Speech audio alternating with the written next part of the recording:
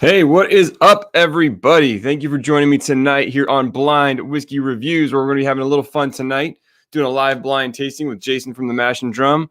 We're just waiting a second for Jason to jump off into their live stream and hop on over here. Hopefully, he is not super sauced already. Hopefully, he's doing all right.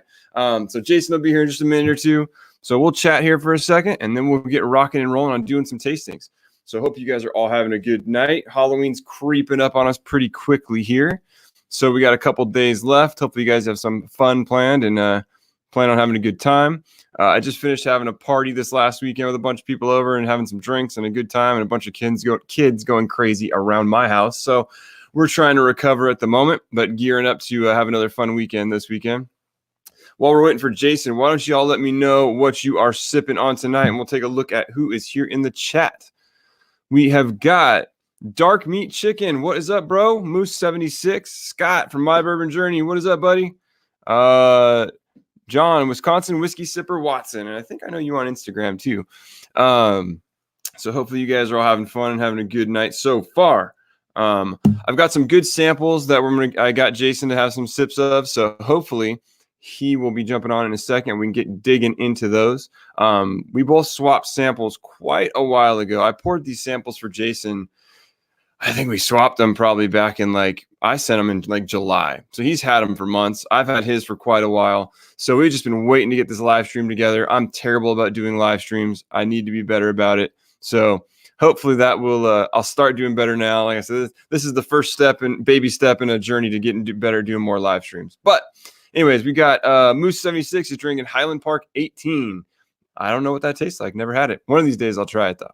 I hear Highland Park's good. I can't recall if I've ever had any Highland Park when I think about it. I'm not a huge Scotch drinker. I'm trying to move into that direction. I have a bottle of the 12-year-old, but we shall see. What else we got? We got Dark Meat Chicken drinking Jefferson's Ocean Cast Strength Voyage 13. That's a weird one for me. I think Jefferson's is in general. I think the Jefferson's Oceans are I think they're kind of gimmicky to some extent. I like the idea, but I do think it's cool. Still a little bit gimmicky. And I don't understand, and maybe you guys, the pricing is different, but for me, the cast strength versions of the Jefferson's Oceans are the same price of, or right around a couple bucks difference from the regular releases, which are, a much lower proof. So I'm not sure what they're doing with their pricing. John Watson is drinking Maker's Mark, I think. Atex Vega is sipping on some Tamdu 15. Scott's back. Scott, what are you drinking, bud? You better be drinking something. You don't hop on my channel without a drink in your hand. So hopefully Jason will be here in a sec, and we'll get going. Oh, there he is. Hold on, let me add him to the stream. Bango, there he is. What's up? What is up, buddy? Hopefully you can hear me.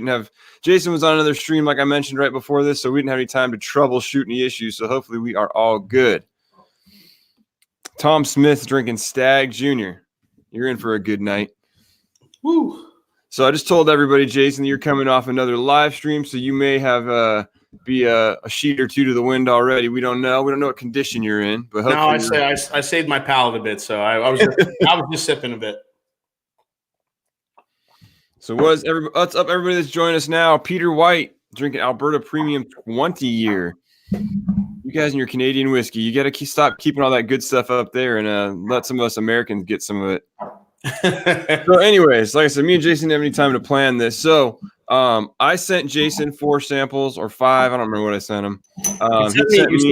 You sent me 5, but one of them's labeled. Yeah, I labeled one of them. One of them was just for you to drink, not for you to do blind at night. All right. So I sent you 5 blinds.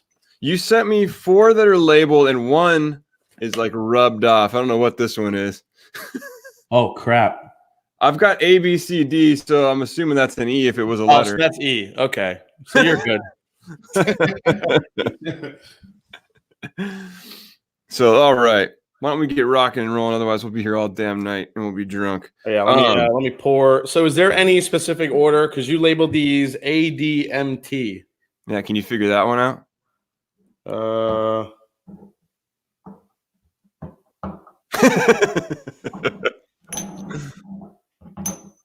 Damn, I'll give you a hint. It has something to do with your channel. What the hell? It's not mash. I don't know, man. What? The mash and Oh, there we go.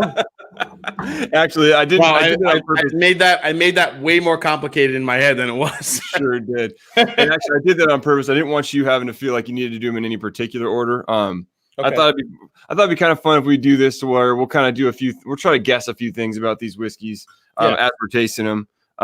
So taking a stab at proof will be one of them. So let me start cracking your A sample. Are you in the same boat? Should I start with A? Does it matter? Let me see how I did these. Yeah, I think the way I kind of laid these out. Yeah, start with A and then work your way to E. All right, so I'm pouring A. I think somebody had asked me a question earlier. A Texas Vaga. He asked me if what I thought of the Lagavulin 11. It's actually really nice. It's definitely somewhere in between the 8 and the 16. If you like the Lagavulin 8 and that punch, it doesn't have that. It's a little bit more muted, a little bit more subdued, but the 11 is really nice. Can't wait to taste it as it's a little more air gets in the bottle. Because usually the Lagavulins, especially, tend to get a little bit more muted and a little bit more fruity as you go along. All right, so maybe I don't know. What do you want to do? Do you want to reveal these to the crew here before we taste them, or how do you want to do this? Review what? Not review, but like reveal. Do you want to show them what you have in this? What I'm drinking? I'll show them what you're drinking, and we just kind of look away, so that way they're in on the deal. They don't have to wait. Oh yeah, if that's what you want to do, we could do that. Here, I'll go first. You just look away for a sec. All right, wait, hold on. Don't show it yet because I'm not showing yet, buddy. Don't worry. I'm just pouring out your stuff here. I have one more glass left.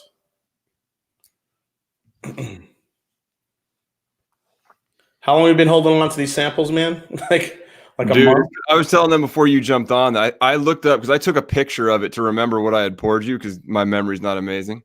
And I was scrolling through the picture. I'm like, I think I lost the picture. I deleted it. Where is it? I couldn't find it because it was so damn far back. I had poured your whiskey in like July.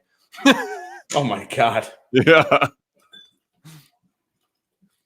Okay. So these samples have been a long time coming. They got plenty of time to marinate in the bottle. Oh, you're saying there's a blend in here? I'm not saying that in the least. Okay. So I actually poured these in the order of the mash and drum of TMAD. So all right. So I will show everybody what you're sipping on. So just turn your head for a second. Okay, I won't look. Go ahead. Oh, look. I don't know if you guys can read this. If it's going to focus. Let's see. There we go. There we go. All right. You're good. Okay. And I'm going to look away.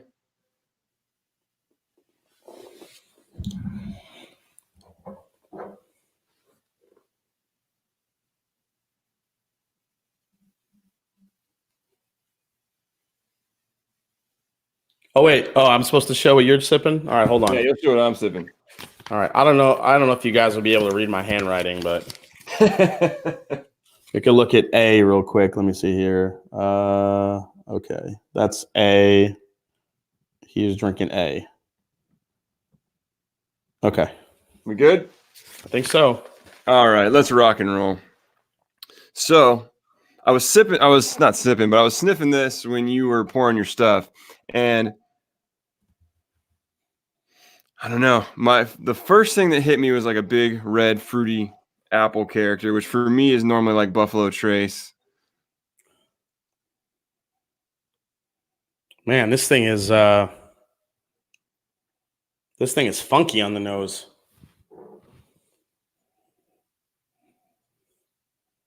This thing's almost actually got like a sherry nose to it now. Smells great though. Nice dark fruity notes. Yeah, if you guys are in the chat, try not to reveal in the chat what we're sipping on here. Yeah, if you reveal in the chat, you might ruin it. Probably should have said that a long time ago. Yeah, this is I'm gonna guess this is some kind of a dusty bottle because it has either that or it's a very very well aged like a very older bourbon that has some really crazy oak notes, but it has like that musty dusty funk to it, which I love. Yeah, this one you got me is just super big fruity notes. I'm just getting tons and tons of dark fruit, dark cherry, kind of like a plum. Yeah, I would Like I agree with said, that. Yep. it smells a lot like a sherried whiskey. Mm-hmm. Anyways, I can't wait to get into the taste of this. So, Yeah, cheers, my I'm friend. going in. Cheers, buddy.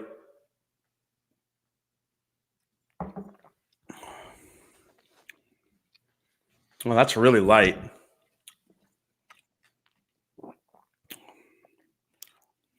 I would guess it's an 80 or an 86 proofer, if I had to guess. Um, hmm. For me, this one's definitely a little bit higher proof. I've definitely got some heat on the tongue. Yeah. Definitely doesn't quite come across on the palate like it did on the nose. A bit more astringent on the palate, a bit more like a little bit of an oaky character.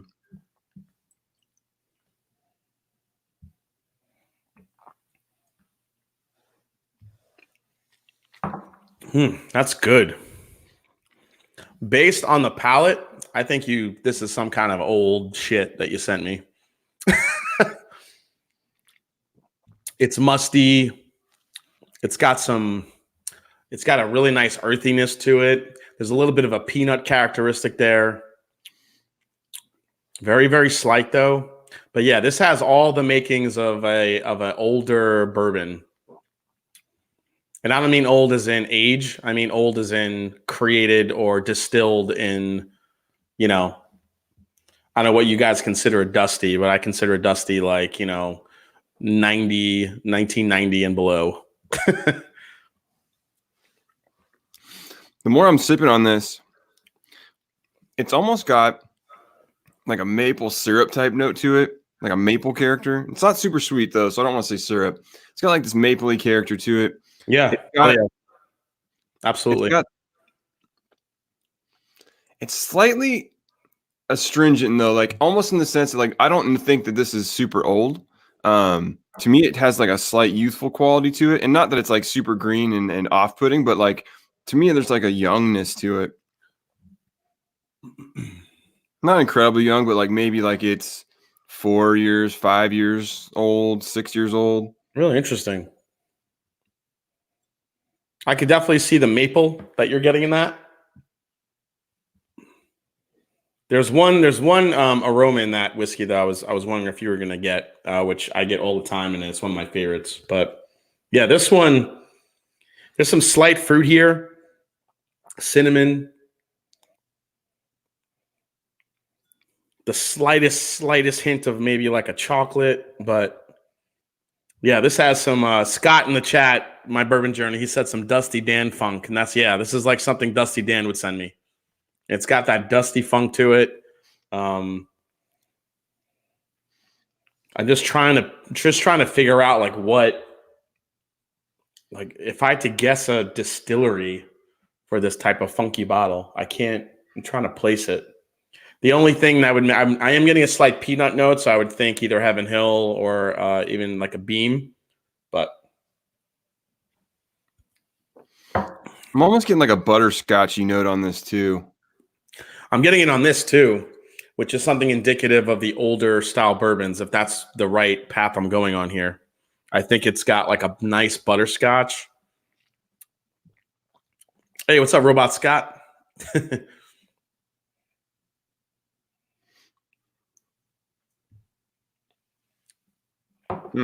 Yeah, Charles Ashworth. Yep. Musty, earthy, and peanut. Sounds like old shit. It does. But it's really good. The more it's sitting in the glass, the sweeter it's getting. Now it's getting a little bit more butterscotchy, which I love in an older bourbon. But I could be totally wrong. This could be a new bourbon that just smells musty. I don't know. Well, you'll find out shortly, sir. We'll take another sip or two, and then maybe we'll reveal this first one. Absolutely, man. But other than that, man, I know we talked about it a little bit before, but as most of you probably know, I'm sure you're all subscribed to Jason's channel. And if you're not, definitely go check out, click on the Mash and Drum. He commented somewhere not too far back. If you're not subscribed, definitely go subscribe to his channel. This guy who you started your channel maybe like 6 or 8 months after I did, I think. And yeah, I'm a little over a year now. On my channel. Yeah, so I'm at like a year and a half. So, and this guy's already just hit 5,000 subscribers the other day. So big congratulations to you, brother. That's awesome. Oh, thanks, man. Yeah, it's been awesome. I love doing it, and I can't say enough about the whiskey community and the support. So it's been awesome. I can say the same, man. I mean, like for me, my journey's been a little bit different on here. Like I wish I had more time to do this interaction, this live stuff. And I'm sure that's a big part of you being able to interact with people is a great part of this. And I really want to do it more. So that's really my goal. Yeah, start live streaming more. You definitely need to do more, man, because you have a great palate and you definitely call out some good blind tasting notes and stuff. So you can, man, definitely need to be doing more. ADHD Fishing was watching Minnick, forgot there was a real blind tasting going on. Yes. Love it, brother. Yeah. Oh my God. Look at what Eric Waite. Did you see what he wrote? Let me see. Eric Waite. Yes, you are, sir. Yes, you are. Although I don't know if Lex wears plaid, but I don't know if he rocks the flannels. Only when he's in disguise. Actually, I got a wig around here somewhere. I can throw that on if it makes you feel better. All right. Drum. Boom. Roasted. I just keep getting this huge fruity pop on the nose, man, but I don't get it on the palate so much. It's crazy, though. That makes sense. What fruit is it that you're getting on the nose? I mean, on the nose, it's really deep. It's like this. It's like a deep cherry, or like it's a more dark fruit to me. Yeah, you could see that. Yeah, for me, this isn't changing. This is just still a good amount of oak. I'm getting that dusty, musty, that funk to it that I think is from an older bottle that I've had, like bottles from like the 80s, the 70s, some in the 90s, some in the early 90s too have a little bit of this funk to it. And then also I'm getting that peanut note. So yeah, it's really good. And now that it's opening them up, I'm getting a lot of nice butterscotch notes, which is another one of my favorite attributes from an older bourbon. So, all right, so I think it'll be fun on each of these whiskeys if we guess. I don't care about guessing distillery because that's just a crapshoot. But yeah, whatever. Let's hear what you think for proof. What you think for age? Yeah, I'm thinking this is about 80 to 86 proof, 80 or 86. If I had to like think of what they bottles proofs at. I'd say this is either 80 or 86. I'm going to guess 86. There's a little bit of a bite on it. So I'm going to say 86 proof. I'm going to say 6 or 7 years old on this one. And yeah, as far as distillery, I don't know, but I'm guessing this is an older bottle. That's all I got. Yeah, for distillery, I got no clue on this one. Like I said, it's got this like hodgepodge of different characters that for me don't really fit anything that it's hard for me to pick out what distillery this is. Yeah. Like I said, it feels younger. At times it feels younger to me, and at times I'm tasting notes that would come from something older. So I'm really not sure, man. Hold on, I want to grab the bottle.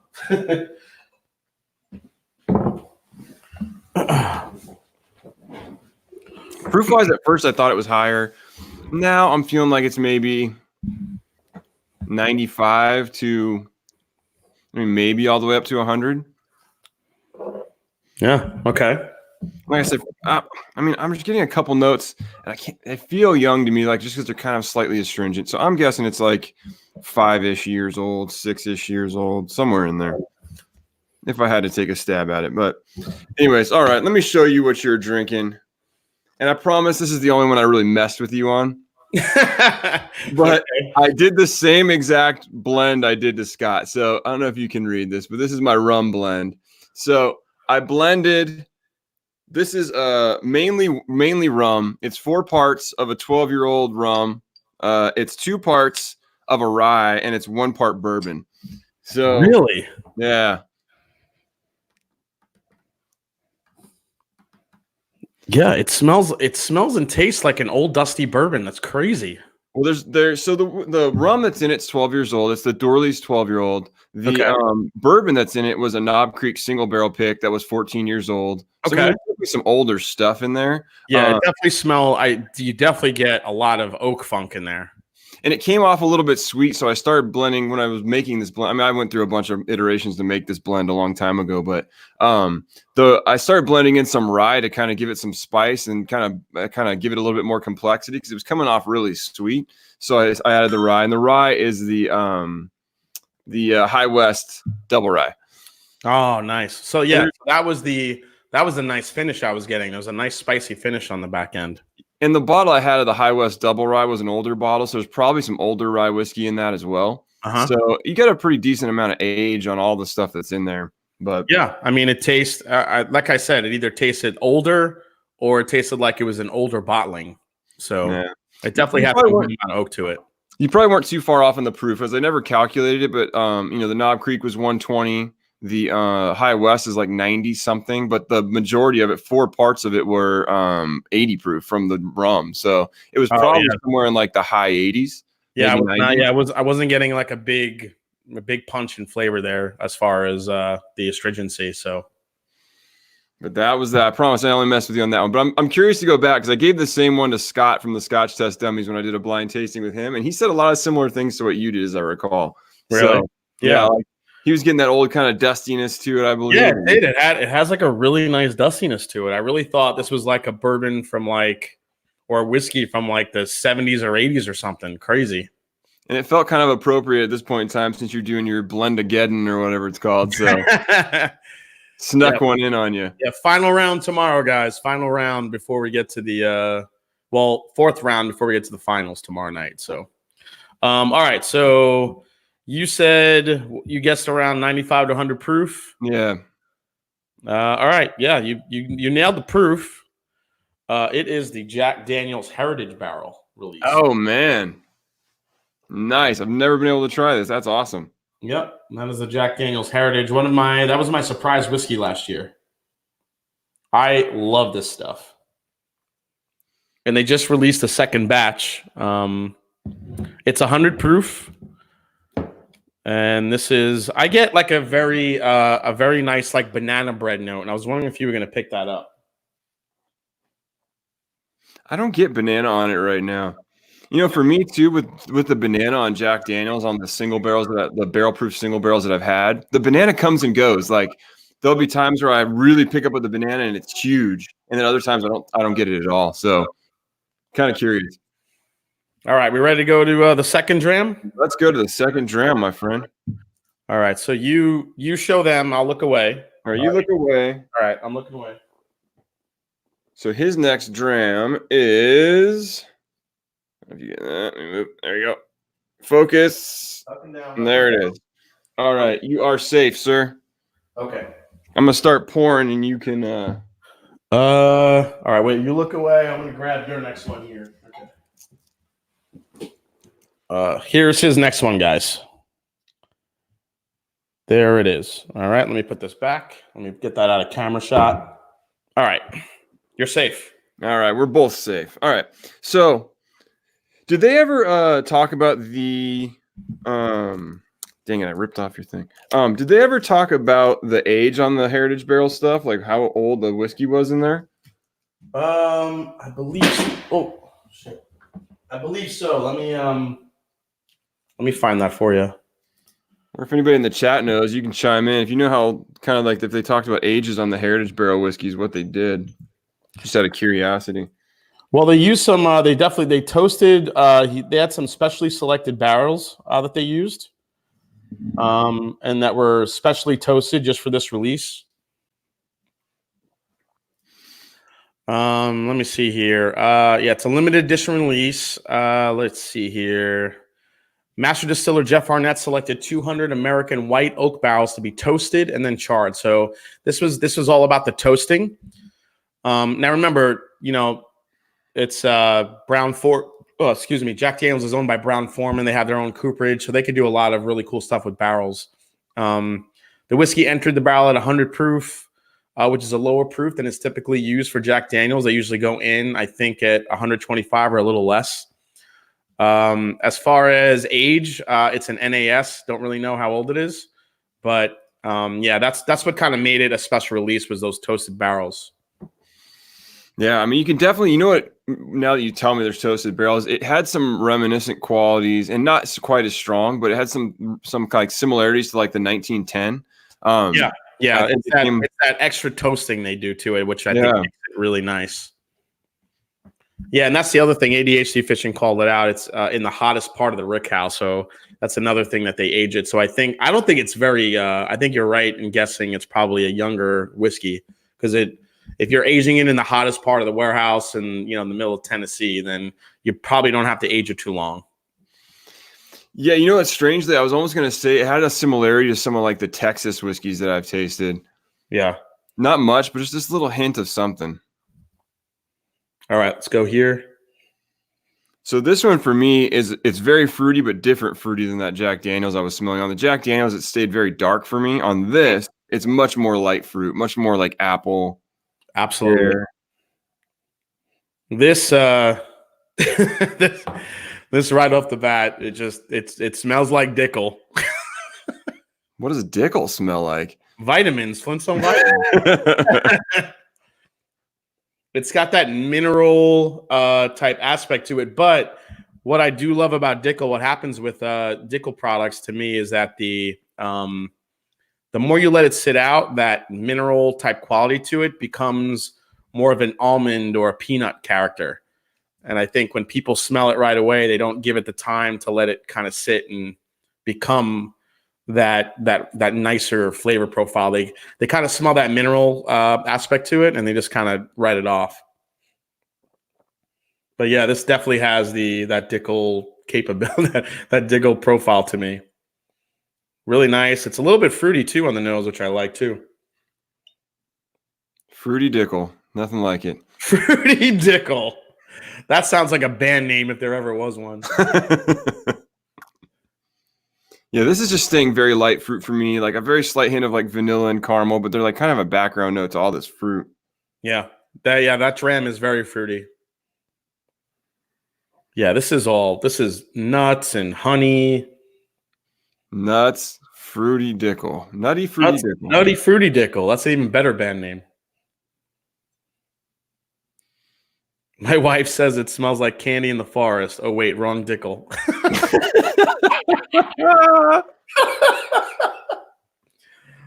Moose 76. That's the comment of the night so far.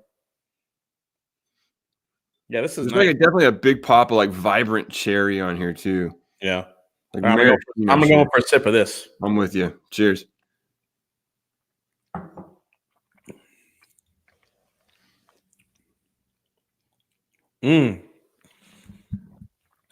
That has a nice like sour apple note on the palate. Good proof point. Yeah, it's finishing with more honey, more almonds. This is nice. I don't know if this is I think somebody in the chat had said like maybe like a Peter White said maybe a barrel bourbon, which they blend some Tennessee whiskeys, usually Dickel, together to make something really unique. This is nice.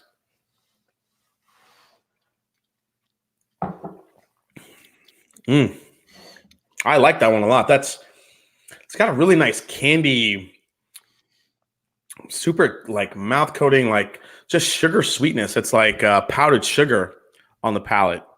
And then it finishes with that typical, that Dickel nuttiness and mineral type aspect to it. Yeah, I'm definitely guessing that's some sort of a Dickel product. We should make a game. Every time we say Dickel, you guys have to drink. Yeah, if that happened, we'd probably be passed out dead right now. Not us, them. Oh, not us.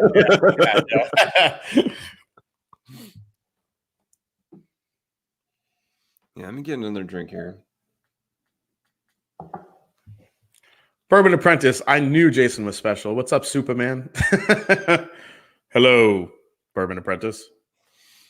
Yeah, this whiskey for me stays very light all the way through in terms of like the flavors. Like there's not deep dark flavors. There's a lot of light fruit, a light like vanilla, a little bit of citrusiness, like a it's almost kind of like the citrus comes mid palate and it's almost cleanses your palate a little bit. It's almost refreshing a little bit. Towards the back of the palate, it goes a little bitter, little bit of like oaky tannins to me. Like not like it's super old, but you can definitely get like some of the oak presence. Yeah, I could see that. How's the finish for you? Because I was there. Well, we'll get to it when I think, but the finish for me was more impressive than other bottles I've had of this particular whiskey.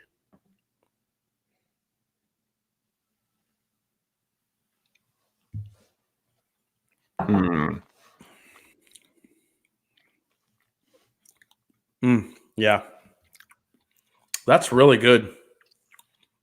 I'm actually a big fan of the George Dickel stuff. I know a lot of people don't like it, but I think as you let it sit in the glass, I think it just gets better and better. I think just don't people pour it, they nose it, they drink it right away, and they're like, ugh. But it just needs time in the glass, I feel.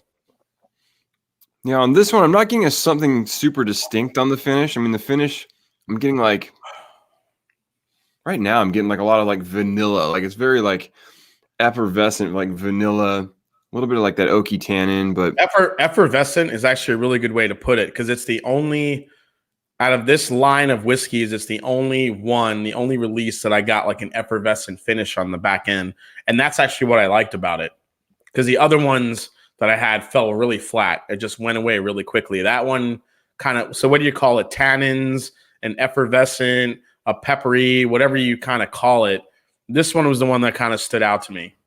Yeah, it's almost got like a weird spiciness to it. And I don't mean spice like pepper, but like this kind of herbal spicy. It's not mint, but it feels like mint. It doesn't taste like mint, if that makes any sense. Oh, yeah. Yeah. Yeah, it's nice though. But like I said, it stays very like cleansing the whole way through. Like it's a very easy drink, and not to say that it's like super low proof or anything, but it's just it stays light and fluffy, and at the end it just kind of clears your palate up and has this nice like refreshing quality to it. It's good. Whiskey Rookie was the first round, JDBP and Parker's Heritage. No, the first round was Jack Daniel's Heritage Barrel and a special blend by John. rum, rye, and bourbon. And Trev Wilson, yes, the YouTube does flag the word Dickel, so you always have to approve it. All right, yeah, this is some kind of a Dickel. This is either a barrel bourbon release. I'm trying to think what other Dickel products are there. Maybe it's one of the Old Scout single barrels. That's really good. That's a really good. If that's a single barrel, that's really good. So that's what I'm guessing. One of those, and maybe it's just a regular Dickel product. Maybe is it the Bottle and Bond? I'm just guessing. So well, let's go with the three things. So what do you think for proof? What do you think? Well, for the two things, what do you think for proof? What do you think for age? Proof, I would say that had actually a nice finish to it. I would say that's around 100 proof, if not close to it. Maybe 90 to 100. Well, they don't, you could pick like 95 to 100, but they usually don't bottle stuff in those weird ranges. I'm going to say 100 proof, and I'm going to say it's 8 to 10 years old. That's my guess. As I keep this whiskey's opening up a little bit, I keep picking up different stuff, and I'm almost finding like there's something very familiar about this whiskey.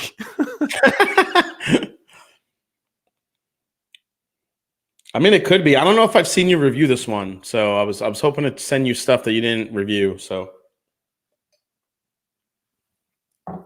it almost kind of feels like Heaven Hilly to me to some extent. Like this nutty note I'm getting, it's like weird nuttiness is pulling me in that direction, but I don't know.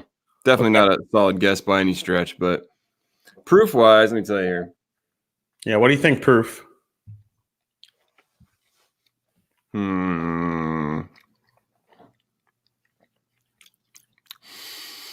I mean, I feel like we're still right around that like 100 ballpark. All right, what do you think age?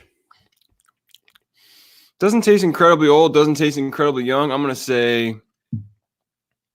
we're in that like 8-year-old range maybe. Okay.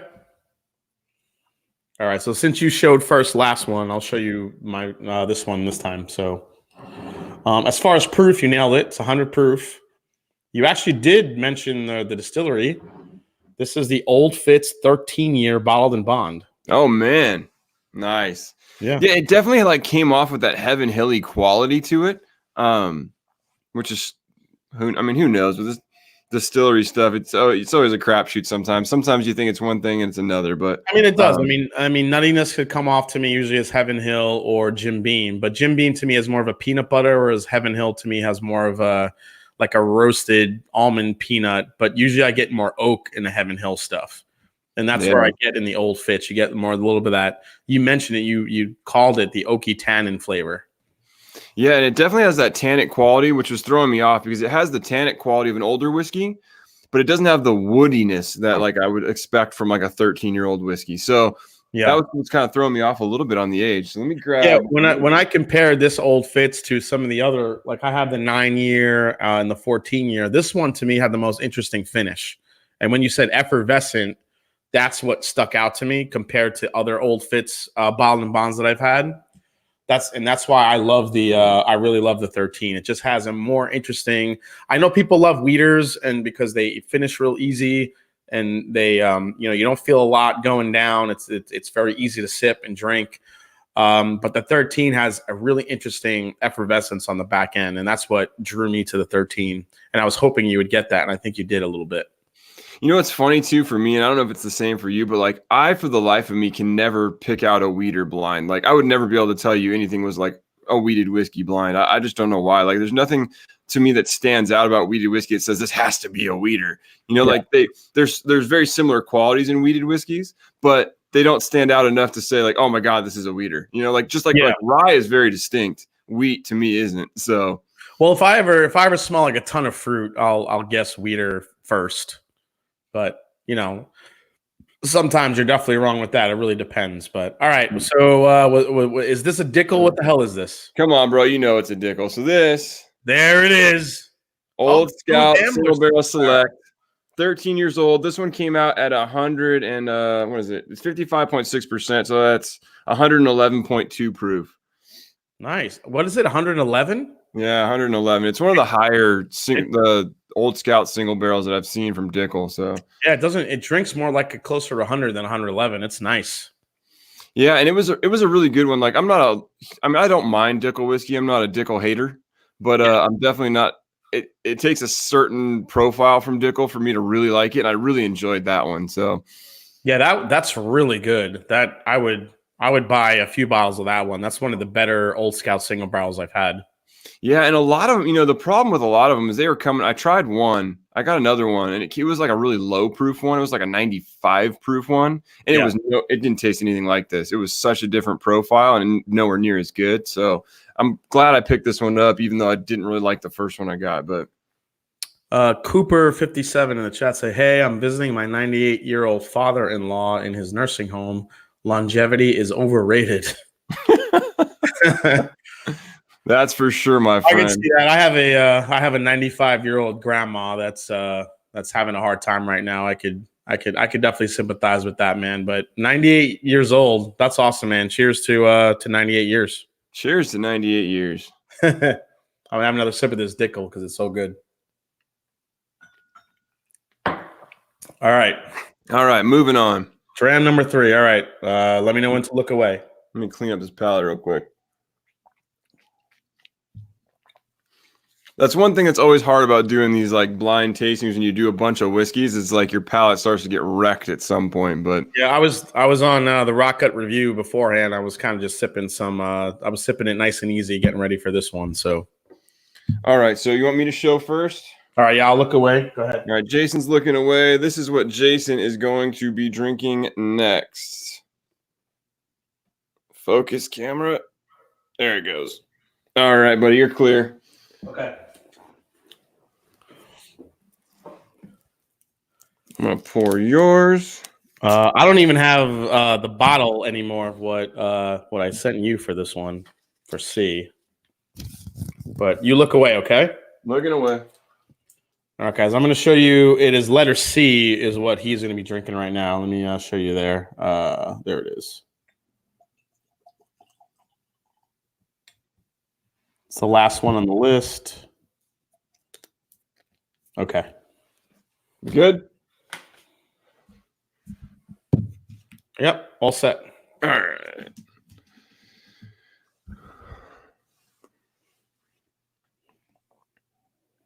Okay, well, this smells fucking amazing. This thing is dark too, man. Holy crap. Oh.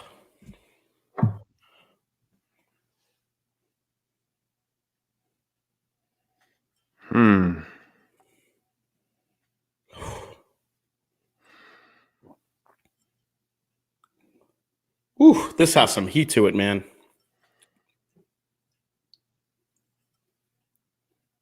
All right, so this is definitely some kind of this is high proof. Has some really nice age to it. Super fruity. This is maple chocolate, cinnamon toasted pecans. Holy crap.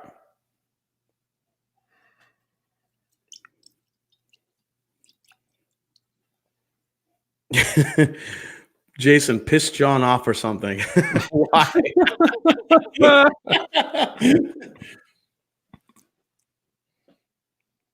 Yeah, I'm getting tons. I mean, for the third time in a row, I'm just getting tons of fruit on this. Yep. Yeah, this one's very fruity, but this is dark and rich. This is like this is just pure caramel candy, like deep, rich brown butter caramel. I can't get the cinnamon pecans out of my head here. Ooh, ton of proof to it.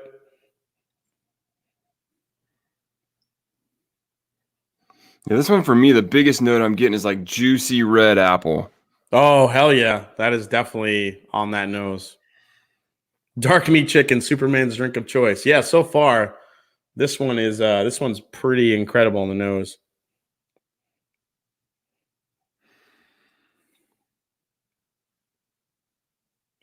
Whew. This is just, I mean, that's an incredible nose. That is deep, dark, rich, cherry, caramel, like a caramel apple, just dipped, like fresh, dusted with cinnamon, and dusted with like toasted pecans. Holy crap, man! This nose is all over the place.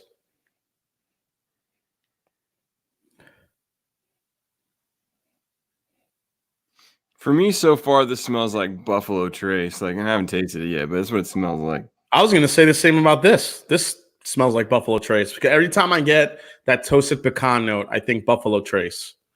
Whether it be Colonel Taylor Barrel Proof, some of the antique line I've had has had this type of a rich pecan note to it, cinnamon. But I don't know, man. That's so. I can't wait to take a sip of this. I'm going in. Cheers, buddy. Do it. Cheers.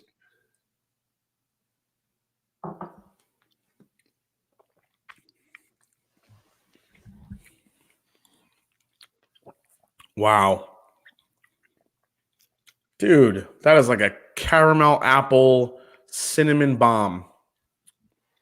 Woo. Some cherry in there. Still a lot of cinnamon. Good proof point. The viscosity on this is ridiculous. It just keeps, like, I can't get it off my palate. Good finish, man. What do you get on yours?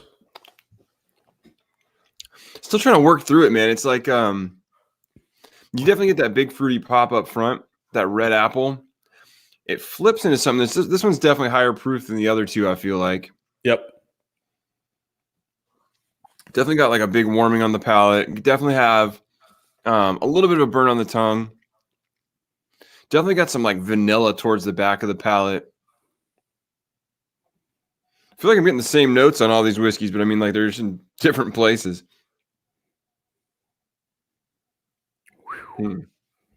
Yeah, this is definitely a higher proof.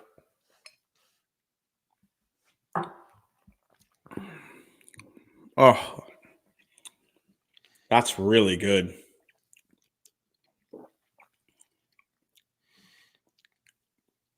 The palate doesn't feel as familiar to me. Like I said, the nose felt very Buffalo Trace. The I'm having a hard time with. Yeah.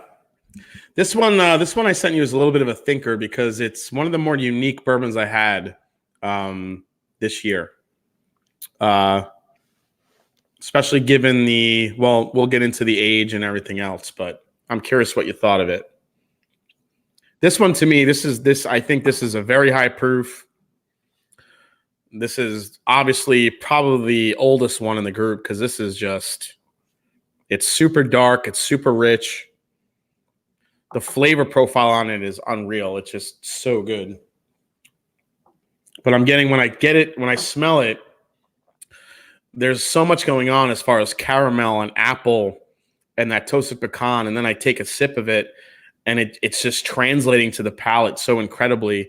On top of these vanillas and these cherry notes to go along with but again, on the finish, it's more apple, it's more caramel, it's more cinnamon. It's like a baked apple pie.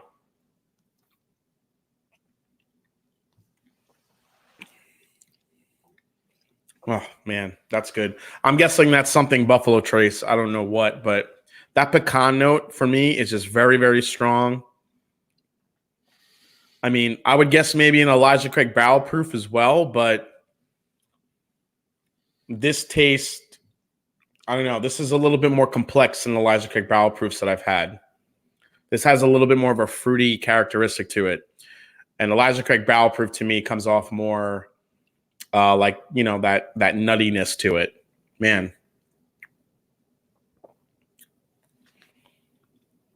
I'm just having a really hard time picking this one apart. Trev Wilson just got word that my cousin Dave, who is home on hospice, probably won't make it through the night. He's at peace with it all, but I'd like to ask everyone to have a glass for him on his journey. Trev Wilson, really sorry to hear that, man. I met Trev in Austin, and he is just one of the coolest dudes I met when I was there. We got to spend some time together, talk about drumming, and I'm really sorry about that, man. That's dude. That's tough.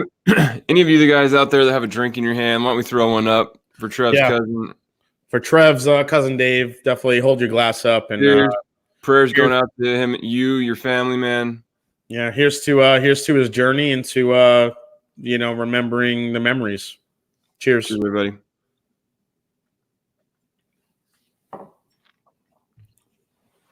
To cousin Dave.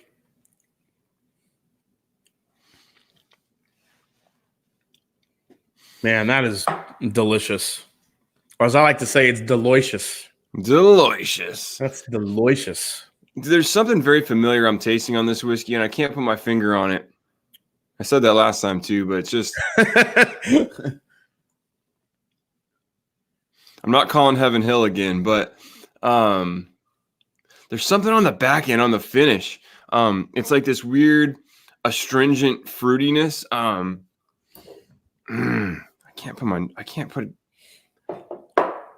can't nail it down yet. Definitely high proof. And obviously that makes it a little hard. Like my mouth is feeling a little bit numb off of this one. Really? That one's numbing your mouth a little bit? Just a touch. All right. So I'm curious on this one. What do you think as far as age on that one? Because that's the kind of conundrum of this particular bottle. I mean, it doesn't. Hold on.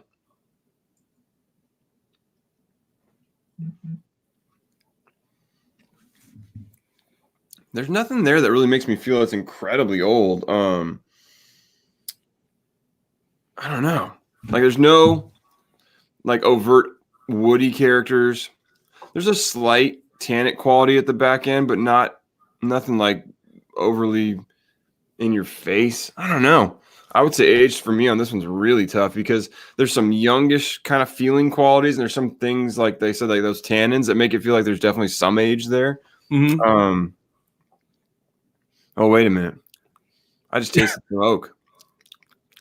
You just tasted what? I just got like this really just like as soon as I said that, I just got this like distinctly like oaky taste in my mouth. Yeah. Like, I don't know now. Damn it, that just threw me all off. I'm getting a good amount of oak on this, but I'm getting a ton of just sugary, sweetness and proof and viscosity. This is I don't know what the hell that is, but it's freaking delicious, as I said. I've only had a few bourbons, or I'm saying this, I'm thinking this is a bourbon, but I've only had a few bourbons that have been that good. So it's either, I'm guessing Buffalo Trace, and I'm guessing it's either some kind of special release, or could be a BTAC. I don't know if that's I'm not getting a lot of spice on the back end, so I don't know. Well, you ready to know? I'm ready to know. What is it? All right, so this is... Oh my God, dude. William LaRue Weller? Boom. Dude, what proof is that one? So this is last year's, the 2018. This is 125.7 proof. Jesus. It was a doozy. It's a great whiskey, man. It tastes like it, and I could see why that was a William LaRue Weller. That's amazing, man. Whew. That is just a flavor bomb, if there ever was one. So I don't have your bottle anymore because I finished it. So, so you ready to know what that one is? Yeah, let's hear it. So that is the last year's, or is it earlier this year's? I think it was the summer release. That's the William Heaven Hill 16-year-old bourbon at 106 proof. That's crazy. Yeah, I didn't tell you what I thought for proof. I was going to tell you, I thought it was maybe like 105, 110. So proof, it feels like that. It doesn't taste 16 years old until I told you that it didn't taste old. And I got that really like oaky blown quality in my mouth. That sounds bad, but, but like I got this up until then. There's not a ton of oak on it, but unless you really go digging for it, you can find a bit of it. But, it doesn't feel 16 years old for sure. Yeah, that was the weird thing about that one. It when I first tasted it, I was a little disappointed in it. I felt like this wasn't giving me, the flavor I wanted from a 16-year-old bourbon. And then, it got about halfway down the bottle, then something kind of magical happened to it. It got really balanced. Like you said, it got real fruity. And then it kind of balanced with that oakiness. But yeah, this was one of those bottles where I didn't like it at first. But when it was getting to a point where it tasted really good, that's when I poured the sample for you. So I was wondering if you had, and kind of the things you were picking up on was what I kind of experienced, the fruitiness. And then all of a sudden, like the oak hits you. And you're like, wait, this actually might have some age on it. You know what I mean? Yeah, it's kind of a journey too. Like you got to go digging for the flavors in it, but they're definitely there if you look for them. It's a good whiskey. I'm surprised that it's 16 years old. Really, like that blows me away. Like I never would have guessed that. Yeah, it does not taste 16 years old, and that's the thing with Heaven Hill stuff. Usually, when Heaven Hill stuff, like not really a big fan of Heaven Hill stuff past 13, 14 years because I think it gets too oaky. Like I had the Heaven Hill 27 year, and that was just way too much. It was too old for a bourbon. Yeah, for sure. And I mean, not that it's the rule, but I've had, like the Elijah Craig 23, and for me, when I had the one I had was just so over oaked, it was gross. Like it tasted medicinal and nasty. Yeah. And it was just Actually, anybody in the chat watching the baseball game, can you update me what the score is? Because I haven't. Yeah, TV in the whiskey room. Yeah, I need to. I think somebody just hit a home run, but I don't know who it was or what team it was for. So let me know who is winning and what's the score.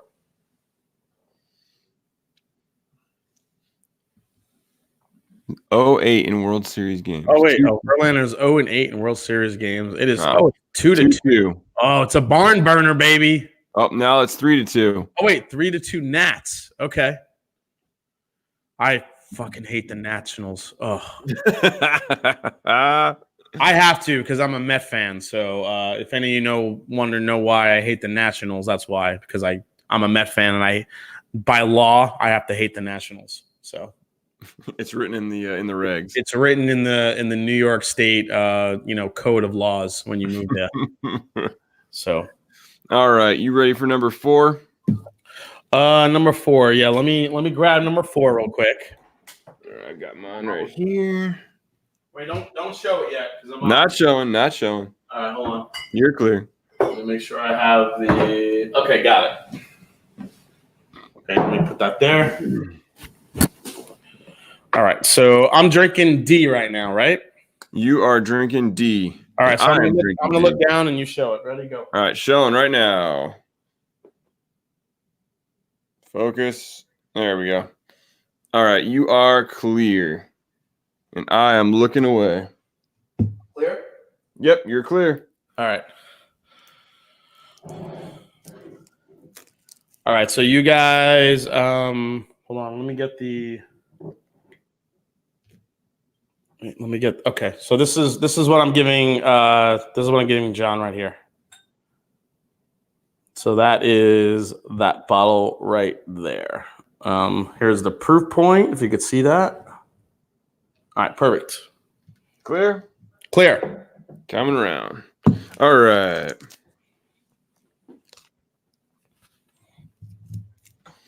Put this over here. Let's get on the nose here. This one smells much different than the others.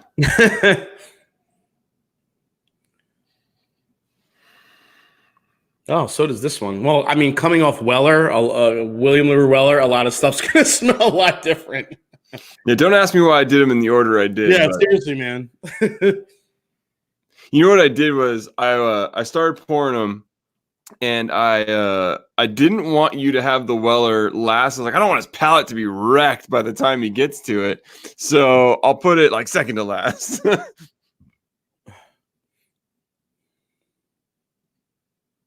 Trev Wilson is calling out a conspiracy theory. What do we got? Teams are paid off to make it to 7-game series. More money. Nats are winning this game. I can't doubt you on that one. Yeah, who knows? Like, when you really get down to it, think about how much more money Major League Baseball and the networks make when it goes, 7 games instead of 4. That is a huge difference in revenues for them. So DMac01 said, God bless Kate Junkton. Yes, very nice.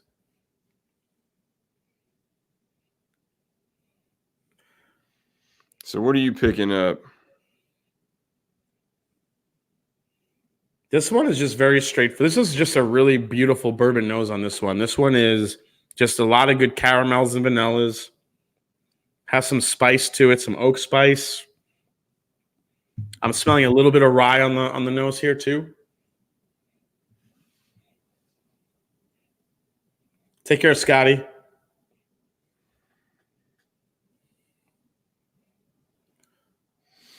Yeah, see you, Scott. Have a good night, brother. We got to do our live stream soon.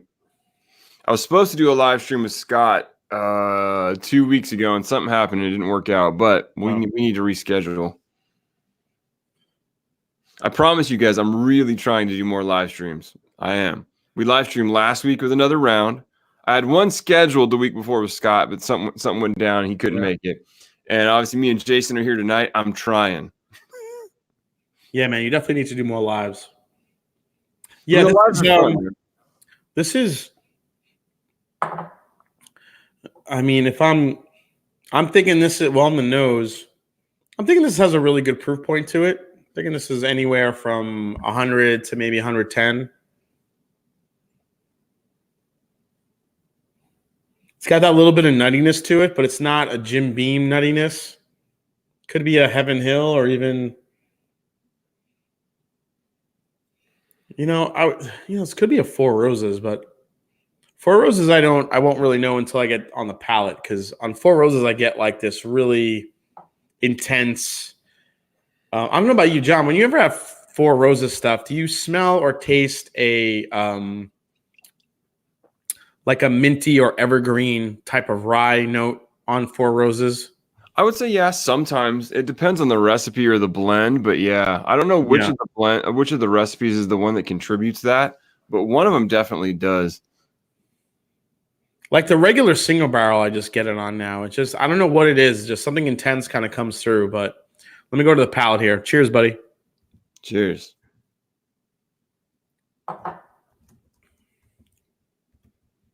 Oh yeah, I don't think that's Four Roses.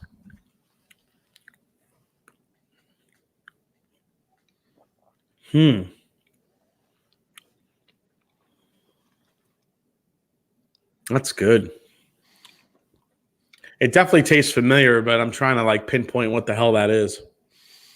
I got the same thoughts here.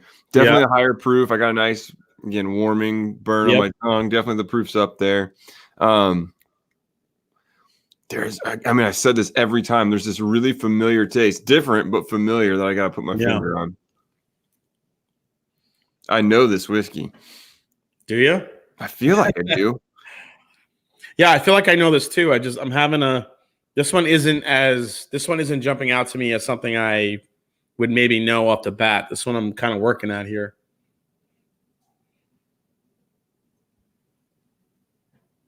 Good night, Peter White. Cheers, buddy.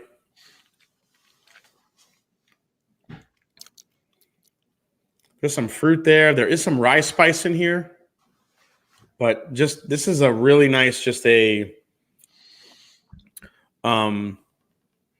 is a classic bourbon nose, just vanillas, caramels, sweetness, sugar, a touch of apple, maybe a hint of cherry here. Yeah, I can't disagree with any of that on that one. Yeah, good proof point. Yeah, it's just I don't think it's super old based on the color there. It's got a good color. I would say anywhere between 7 to 9 years old. But yeah, I mean, I'm getting a little bit of that pecan note that I get in a Buffalo Trace. I mean, that might be my first guess, but it could be a There's a cinnamon note in here, man. It could be a turkey. Oh, this one out of all of them is throwing me for a loop the most. And I don't know why. I mean, I think we might be both in the same boat. Like I'm getting them. I feel like my palate's fatigued just a little bit because I'm having a hard time picking out anything in this one that really stands out. Like there's definitely flavors there, but nothing's really popping for me right now. Have some water, man. Have some water. I just had some water. Lex Luthor saying water.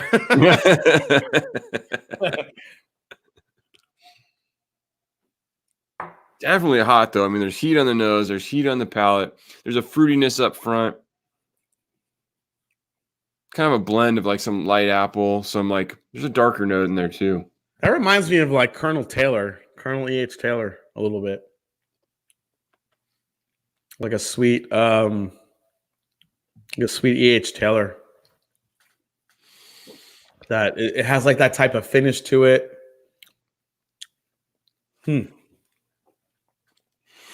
There's something fruity on the finish here that really feels kind of familiar, but I can't put my finger on it.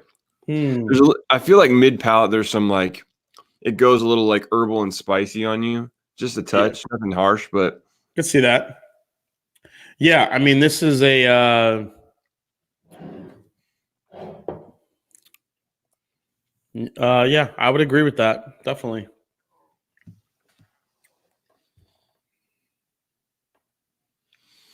Moose, you had water, you need water. Yeah. I don't know where I get water. I think I got to import that from New York or something. What are you talking about? And where you go? I got water right here. There's a pizza place out here. I think it's in LA or something. Allegedly, they actually it's a New York pizza spot, and they actually bring water in from New York to make the pizza. So that way it's like authentic. I was just going to say, so I have a lot of family that lives in Florida, and some of the pizza places we go to whenever I go visit, those are the places you go to. You go to the places that bring the water in from New York. Same with bagel places, because the bagels in New York, that's why they're so freaking good, is because they have the right type of water. And if you bring in the water from somewhere from New York to Florida, I've had it in I went to a place in California that brought their own water in from New York to make the bagels, and it makes a huge difference. Same thing with pizza dough. Same thing with if you make fresh pasta. I don't know. There's something about the dirty ass water in New York that makes it real good. Yeah, where are they getting it from? The Hudson? Like what is this water? Because you might get some body parts in there. Need that good bacteria, you know? Yeah. That's what it's all about. Yeah, New York. Yeah. Toll Thomas says New York, very hard. Yeah, they have hard water. So I think that makes a big difference in the dough, in the bagels. It's no joke.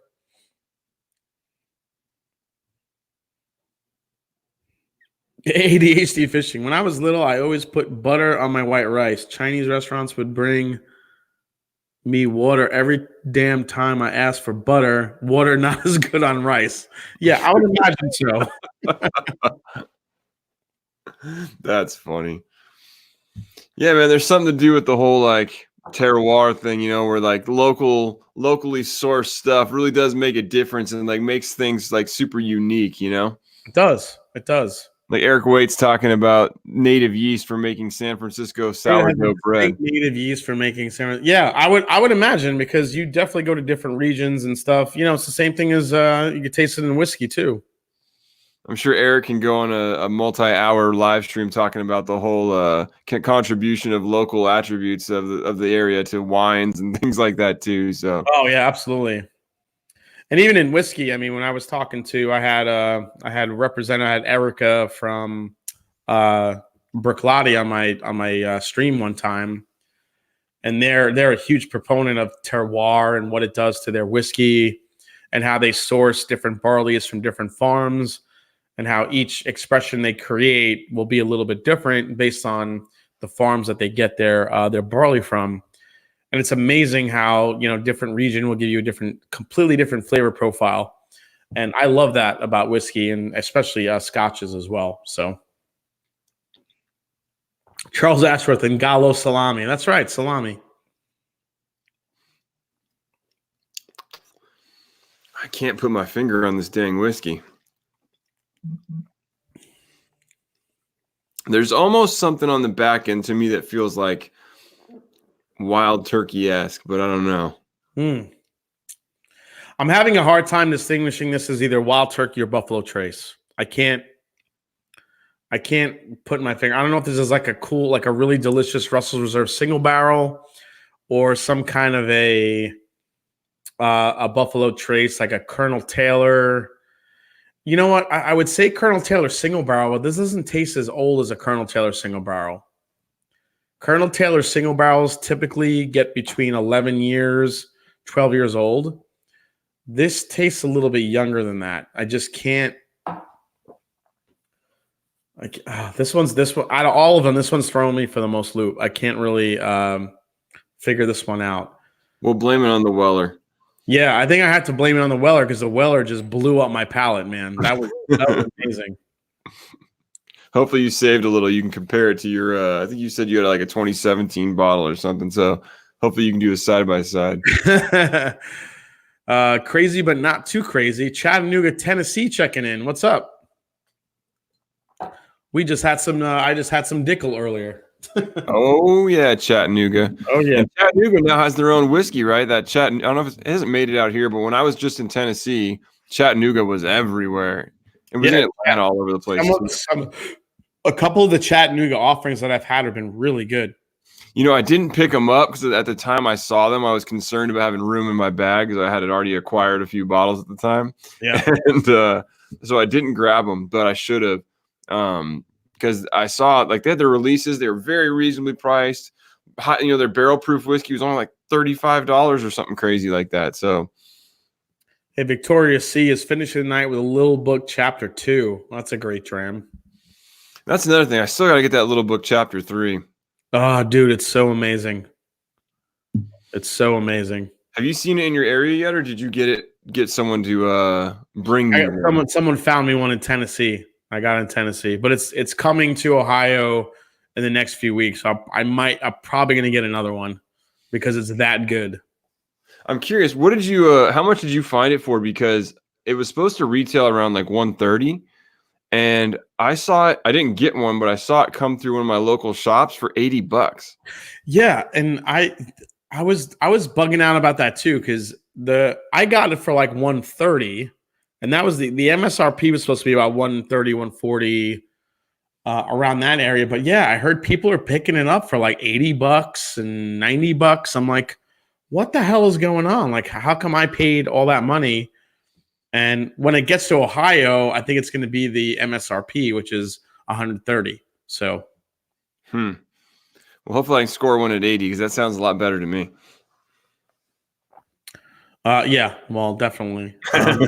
Christopher David said, yeah, I paid 130. Yeah, that's kind of the going rate for it. So where it's coming in at 80 and 90, I'm not exactly sure. Some of the older ones, like Little Book Chapter 1 was about $90 when it came in. So I don't know if they haven't updated their prices or if it's a mistake or if it's on sale. It's very interesting how that's kind of going on. Yeah, for sure. And it makes you wonder, like, if MSRP is 130, but people are able to sell it for that kind of price, why are they marking it up so much? Like, I don't that know. obviously means that Jim Beam's selling it to him at a price underneath the $80. Yeah. You know, most people know that typically the profit margins for stores on whiskeys is like 30%, right? So they get it for, $90 and they sell it for 120, 130, like that's kind of like the way it goes. So them being able to MSRP it at 130, but they're selling it for 80 and still making a profit. Strange. Moose asks, is Little Book 3 the best? Well, I can't answer that. Jason probably can. I would imagine that it is based on the previous two. Not that they were bad, but they were good. They just weren't mind blowers. I got to say, I was a huge fan of Little Book 1. I love Little Book 1. Little Book 3, though, is just, if you're just more into a typical bourbon flavor profile, then then Little Book 3 will blow you away because it's really, really good. I feel like you can taste all four of the small batch expressions that were blended in there as it opens up.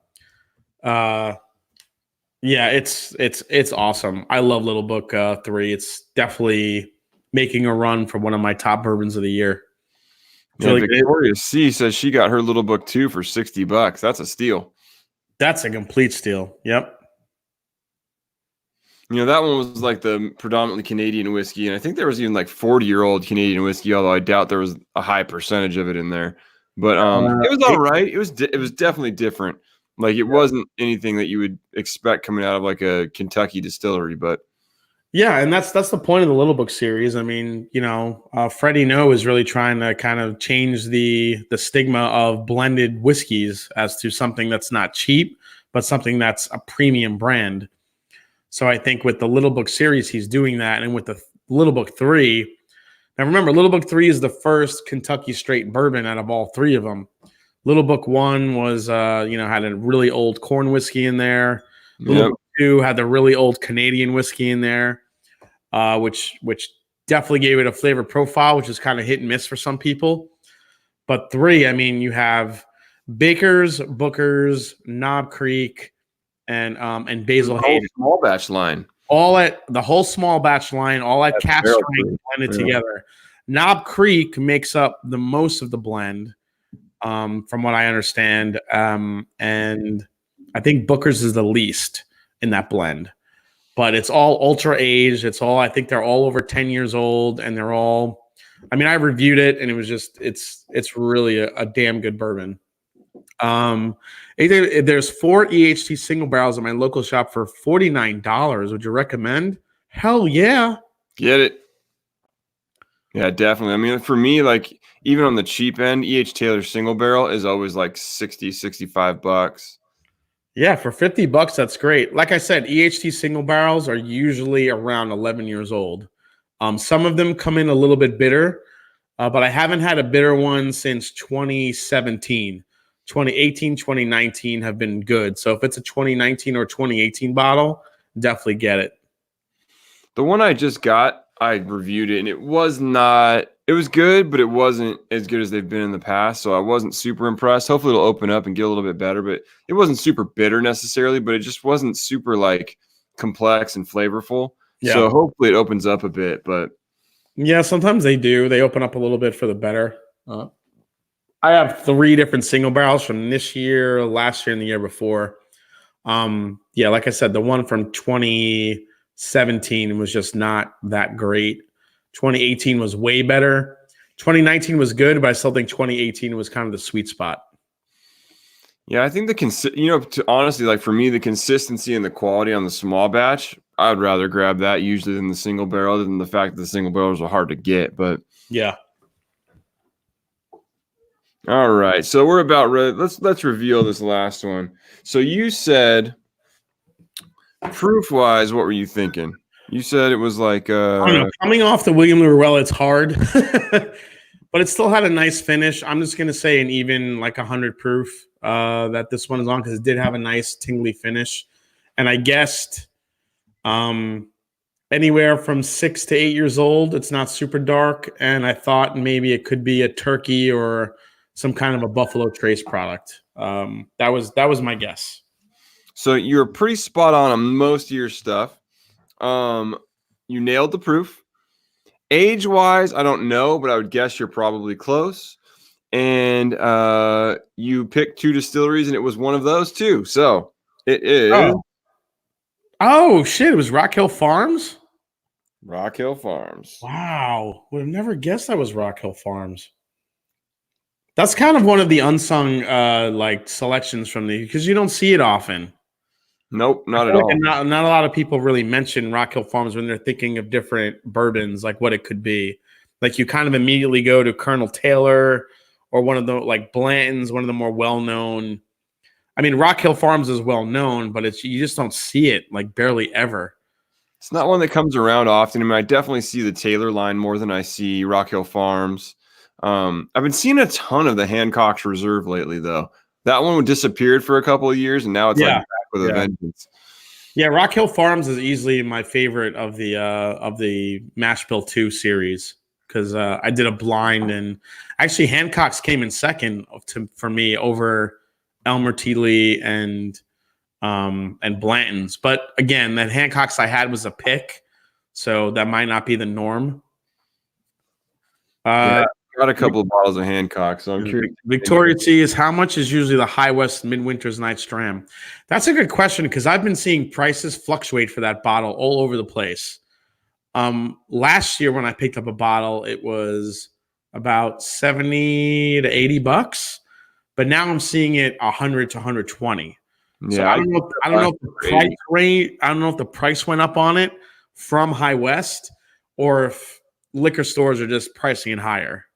I haven't seen it this year, but last year the bottle I got was $80. So okay, yeah, I think it's going to be higher this year. Honestly, have you seen any of the new Baker stuff come through yet for the 13 year? not here in Ohio, but I'm searching for it. I want to get that 13 year, that special release, and I want to get the regular 9 year. But I'm looking for it. Yeah, I haven't seen it either. I swear everything gets to California last. I see it on Instagram. Dude, I was just in San Diego over the weekend. What the fuck is with the prices in San Diego? Oh, don't get me started on San Diego, dude. You go into any shop, they've got like the full breadth of any kind of whiskey you want, and then the prices are like 10 times what they should be. There was a shop I went into. This was a keg and bottle, and I walked in. I mean, they had everything you could imagine on the shelf, just sitting there. I was like, holy shit, I found the mecca of whiskey right here, right now. I'm like, I got my wallet out. I'm like, what am I buying? And then I go and look at the prices and I see why it's still sitting on the shelf. I couldn't believe it. I called out the guy behind the counter. So I'm looking around the shelves and they had some old dusty scotches. They had a ton of different they had an Elijah Craig Barrel Proof C918, which I think is my favorite batch in the world of Elijah Craig Barrel Proof. And then I look at the price. I'm like, are you kidding me? And then I go around the corner. Old Forester Birthday Bourbon. The one this year just sitting on the shelf, sitting there. I tilt it forward. I look at the top of the bottle and the price clip and the price tag. How much do you think they were charging for that bottle? San Diego, Yep. $600. $1,000. 999 for the Old Forester birthday bourbon for this year. Yeah, the last time I was in San Diego, I had a similar experience. I walked into a shop and they just had any whiskey you would just start drooling over. You know, the E.H. Taylor 4-grain. At the time it was the Weller CYPB. It was the full Weller line, all the B-Tax, everything. They had everything. Yeah, that's the thing. I went to probably 6-7 shops while I was in San Diego, just looking to see what they had. The weirdest shops, if any of you have been to San Diego or live in San Diego, there are these deli/liquor stores. So it's a deli, but also a liquor store.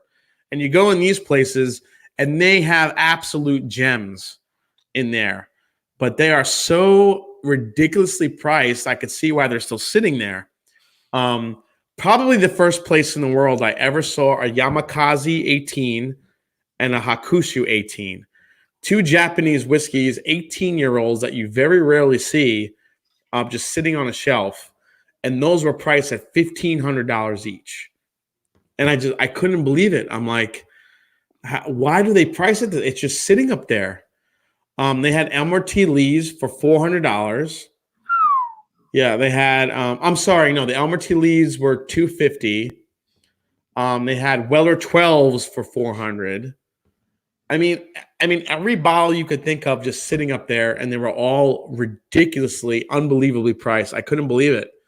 I was like, do people pay these prices down there, or do they just not want to sell? I mean, like, at some point, it's just like, yeah, I'm not sure. I mean, when I talked to the guy at the liquor store in San Diego, when I went into that Keg and Bottle, now Keg and Bottle does partnerships with Bourbon Pursuit.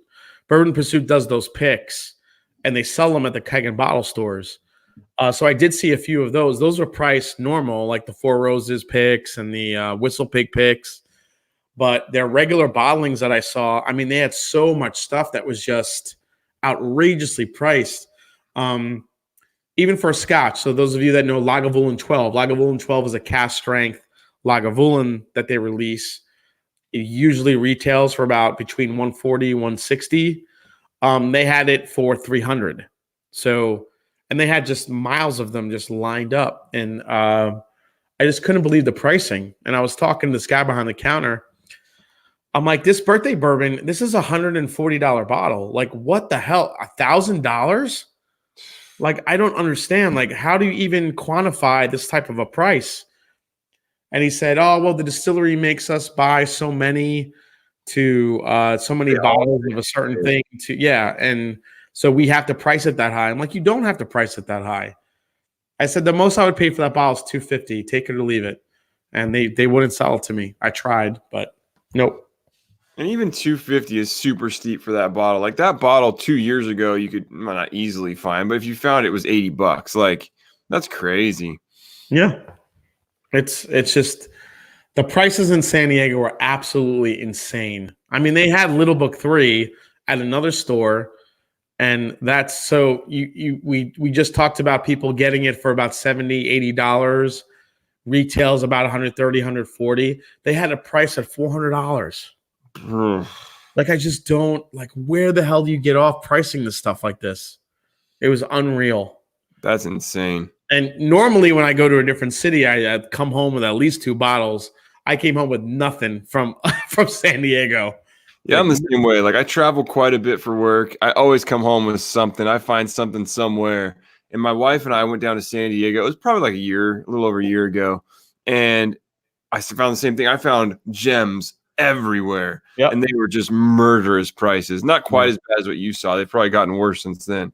Yeah. But, all the Elmers were $150 and all the just like regular, Elmer T. Lee's a $26, $28, $30 bottle of whiskey, and you're selling it for $150. That is insane. So I don't know, man. I came home with nothing from San Diego too. So yeah, I came home with nothing. Hey, John Belushi's in the chat. What's up, buddy? Yeah, I came up with absolutely nothing from San Diego. Niente. The only thing I got, I met one of my viewers at the Whiskey House in San Diego. If any of you are in San Diego or visit, please definitely go to the Whiskey House. It has the most bottles, the most variety of bottles in one given bar in the country. It's amazing.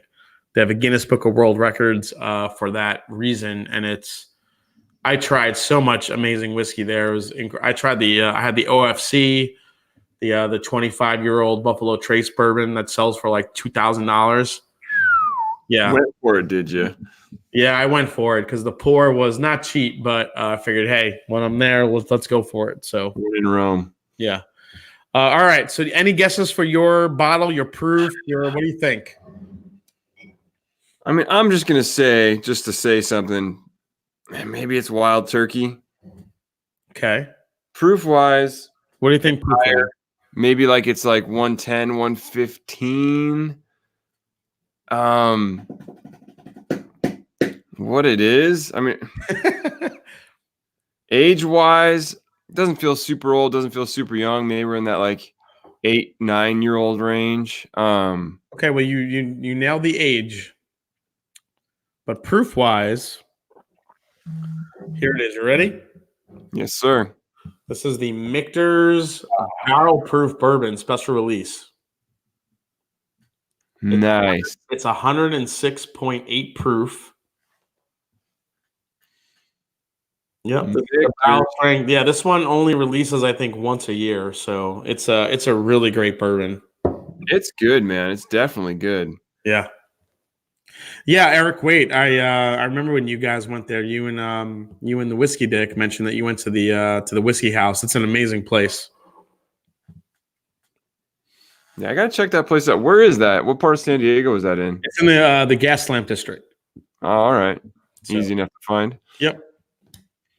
They've got a lot of great bars in San Diego, and if you're into beer, there's more beer than you can even ever imagine down there too. Oh my God, there's so much beer. But yeah, the whiskey selection in the Whiskey House was unreal. I tried a pre-fire Heaven Hill, which was insane. What else did I drink when I was there? Yeah, I had the OFC. I had a couple of picks that they did at the Whiskey House, which are really good.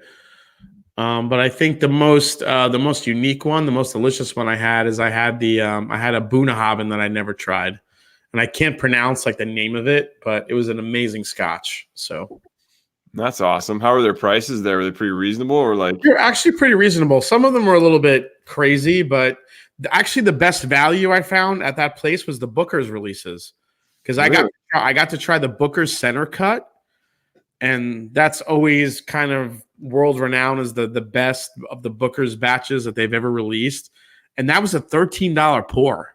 What?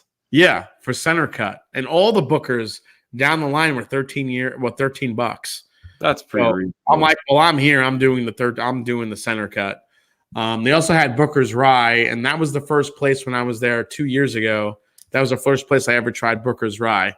I actually tried it there, and it was just, that whiskey blew my mind. That's one I still got to try. I still have not tried a pour of that. So one of these days I'll get to it. Well, drive down to San Diego to the Whiskey House, buddy. They have a nice pour of it, and it's not too bad priced. So.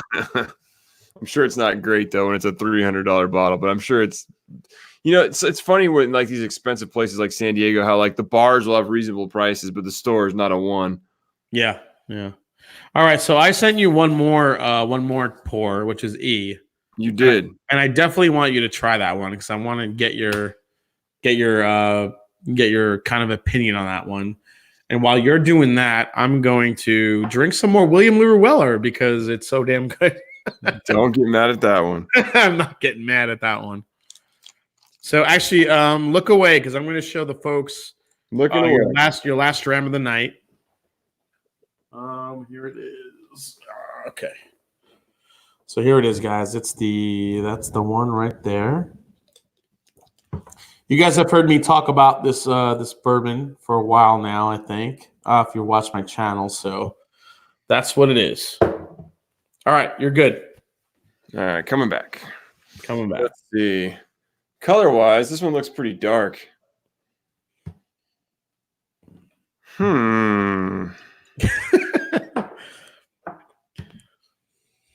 William Larue Weller. Yeah, that whiskey is so good, man. I'm hoping I can get a bottle this year, but my hopes are not high. Yeah, my hopes are never high for BTAC, but I have a bottle of the William Larue Weller, the 20.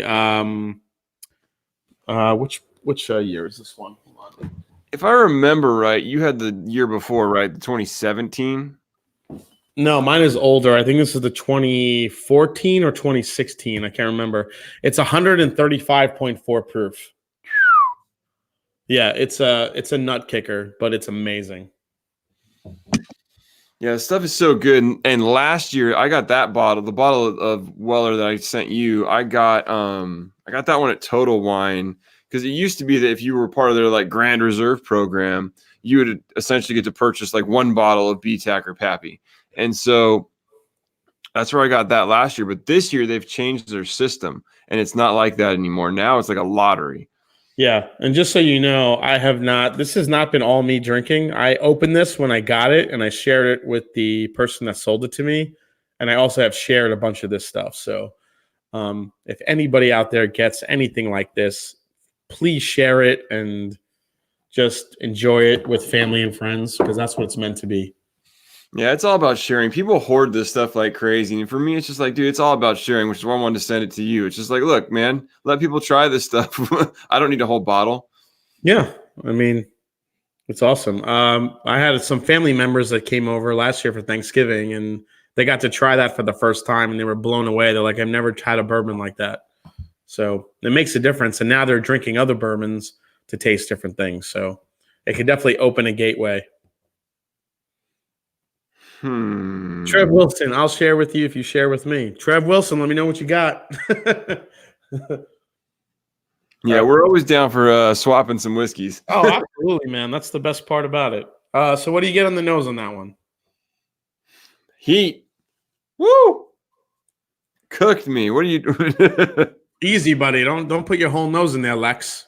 I went right on in, brother. Right on in. Cooked me. So I'm getting some sweeter notes, but I also am getting some. There's definitely an herbal character in there.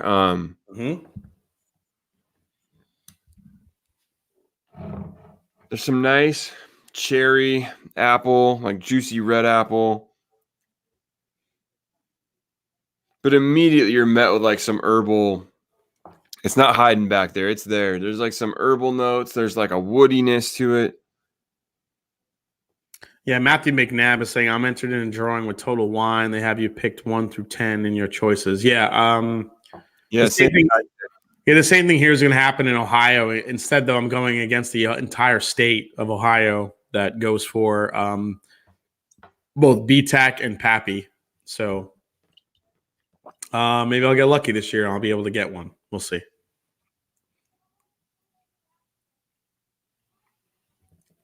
There's kind of some standard bourbon notes hiding back there, but I'm really trying to.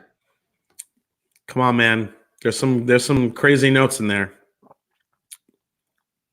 You know, when you're 5 whiskeys deep, sometimes the palate. I'm gonna give you a clue though. So think of the first sample you sent me. First sample I sent you.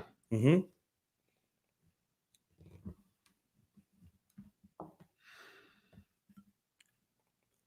Let's taste it and see where we're at. Yeah, man.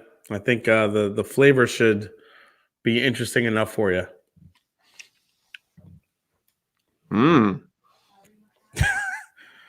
Isn't that good? Oh, yeah, that rips. I don't know if that's good or bad. Is that California speak? Well, like, dude. Like it explodes with flavor. Like it got on the, the nose doesn't. The nose is good, but the nose isn't like explosive. Like it's not in your face. It's hot, and you can't get too close, and maybe that's part of it. But when it gets on your palate, it just erupts with flavor. I mean, there's a ton there. Yep. Hold on, let me go back for this. You got to take a couple sips to get the nuance of this release.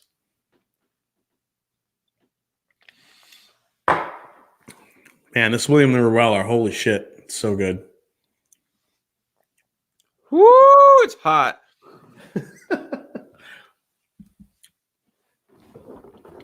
Super high proof. tons of fruit, tons of dark fruit. Yep.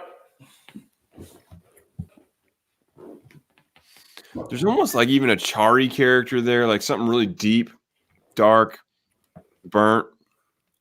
It's not smoky, but oh wait, it smells like rum. Like I feel like I smell like a rum character, like a big vanilla, big butterscotch. It's crazy how you get this on the palate, and for me, the nose has totally changed since I got it on my palate now. Yeah. Yeah, give it some air. Roscoe P. Coltrane, I'll share with you if you don't have anyone to share with. I feel like I smell rum. Okay.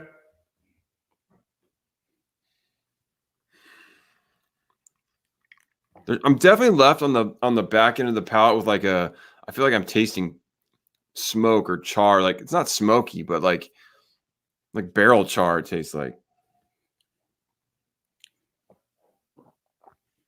Crazy, but not too crazy. Thank you, man. Definitely hit the like button for the video. Encourage John to do more live streams, please. Encourage me to do more live streams. I'd really like to do them. I just need some incentive. Please encourage. Well, how many subs you have now? About 2,000? Yeah, I think I'm creeping up on maybe 2,200. Well, can't you get super chats now? That's get some super chats going. Yeah, Oh, I forgot to tell you guys at the beginning of the stream. Jason said that if any super chats came in, he would do shots of Fireball. So I don't even have Fireball. He'll do shots. If anyone does a now, for those of you that watch my channel, there's a whiskey that I have, a bourbon that I can't stand. It's called Jephthah Creed. I hate it. I had a lot of hope for when I first tasted it, but the bottle is I don't know what they did with the aging. It just did not come out right. If anyone super chats John right now, I'll do a swig of it from the bottle. One for each. Oh, you already got it, bro. Are you serious? Trev Wilson, get the Jephthah, brother. Thank you, Trev. Of course, Trev would do it because I sent him a sample because he did not believe it's as bad as I said it was, and then he had it, and then he knows how bad it is. So, all right, we're all about to find out how bad it is. Let me get the Jephthah. Hold on. I like how the table has to move for you to get out. Yeah. Kind of blocked. Oh, and you got plenty left. I'm trying to get rid of this crap, but I can't get rid of it fast enough. Oh. Trev says it's truly terrible. I'm going from William the Ruweller to Jephthah Creed. This is just complete. Says everything against bourbon. I mean, I've never had Jephthah Creed anything. So what are we dealing with here? Like, what's so terrible about this whiskey? So when I went to the distillery, well, first let me do my duty. Oh, he's taking a straight tug from the bottle. Oh my god! Oh my god! This is Superman's kryptonite. That was so good. Somebody please do another super chat, not for the money, just to see Jason take another. All right, so this is here's the bottle. It's actually an awesome bottle design. I gotta say, it looks nice. The bottle is amazing. So it's Bloody Butcher Corn Bourbon. This is the first batch. This is 98 proof. It's a 4-grain bourbon. But the problem is they did it's malted barley, malted wheat, and malted rye, again with that bloody butcher corn. Now, when I tried this, when I tried the new make at the distillery when I went to visit, it was just, I had really high hopes for it because it tasted really good. But when they aged it, it just really, it tastes like a grandmother's old basement with mothballs and like dust on an old boot. Is that clear enough for you, John? It's pretty clear. I'm glad you didn't send me that one. Jeez. Yeah. All right, Trev Wilson. Imagine a 1-year-old whiskey has been sitting in your grandmother's basement with dusty old water leaking from the floor of her house, dripping into the bottle of the whiskey. That's exactly what it tastes like.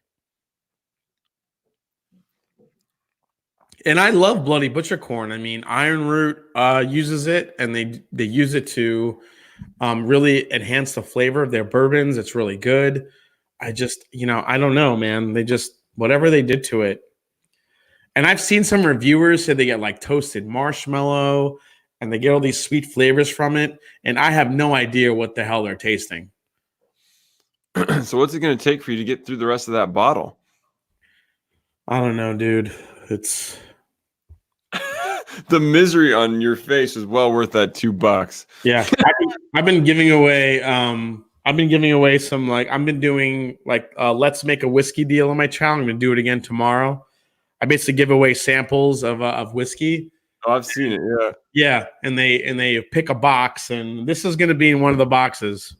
And that's how I get rid of it, baby. Man. If I could super chat myself right now, I would. George Kaplan, yummy. That sounds. Oh, wait, what did Jason say? Yes. Moose 76. So notes of Ben Gay and cats. Oh, crazy, but not crazy. He got you for $1. Oh, son of a bitch.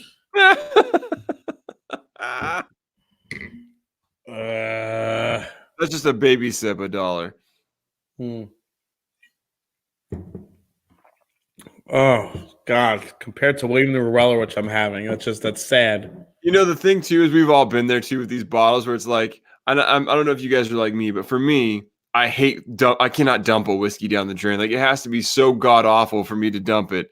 So I'll sit there and choke my way through it, and that's the face I make every time. Quintessential crappy whiskey face. Yeah. I keep joking that if I went within 10 miles, if I went within 10 miles of Jepta Creed, they would probably snipe me from the from the crow's nest. I'd be dead because I've been talking so much shit about them, and I'm sorry, but it's so.